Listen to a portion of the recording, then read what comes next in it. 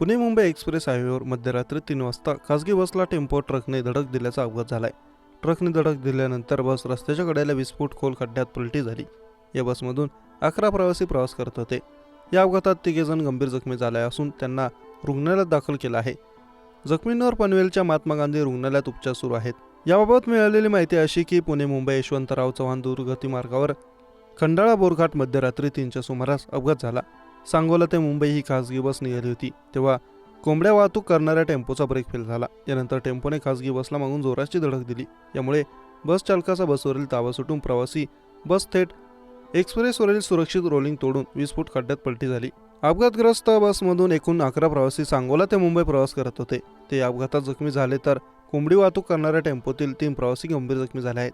सर्वांना पनवेलच्या महात्मा गांधी रुग्णालयात रवाना केलं आहे. घटनास्थळी IRB देवदूत पथक, खोपोली अपघातग्रस्तांना मदत करण्यासाठी टीम आणि महामार्ग पोलीस दाखल झाले. त्यांनी बसमध्ये अडकलेल्या बस चालकांसह प्रवाशांना सुखरूपपणे बाहेर काढलं. बस प्रवासी यांचं नशीब बलवत्तर म्हणून की काय मोठी हानी टळली. खंडाळा घाटात अनेक ठिकाणी खोल दरी आहेत. मात्र हा अपघात जिथं झाला तिथे 20 ते 25 फुटांचा खड्डा असल्याने बस थेट तिथे जाऊन पलटी झाली.